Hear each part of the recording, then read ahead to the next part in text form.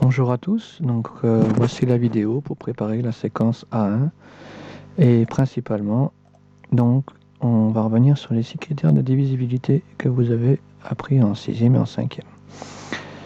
Donc premier critère, un nombre est divisible par 2 si son chiffre des unités est 0, 2, 4, 6 ou 8.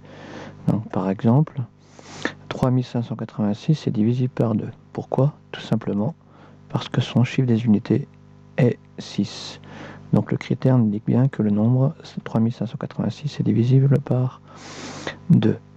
Critère suivant. Un nombre est divisible par 5 si son chiffre des unités est 0 ou 5. Donc si on prend un exemple, 72 545 est divisible par 5 tout simplement parce que son chiffre des unités qu'on retrouve ici est bien le nombre 5.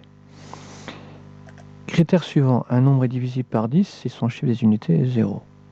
Un petit exemple tout simple, 11 780 est divisible par 10 parce que son chiffre des unités est 0.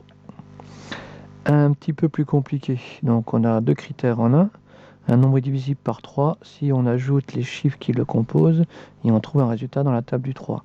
C'est le même critère avec un nombre est divisible par 9 si on ajoute les chiffres qui le composent et on trouve un résultat dans la table du 9, bien sûr. Donc un exemple, 11 580 est divisible par 3, mais pas par 9. On va voir pourquoi.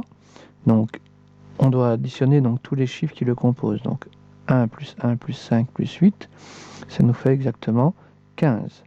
Donc 15, il faut qu'on le regarde s'il est à la table du 3 et du 9. Donc est-ce qu'il est à la table du 3? Oui, tout simplement parce qu'on l'obtient en faisant 3 fois 5. Donc on a bien un reste de la division égal à 0. Est-ce qu'il est à la table du 9? Non, parce que 15, on obtient en faisant 9 fois 1, 9, plus 6, ça fait bien 15. Donc on a un reste de 6, donc le 15 n'est pas dans la table du 9. Ce qui nous prouve bien donc 11 581 est divisé par 3, mais pas par 9.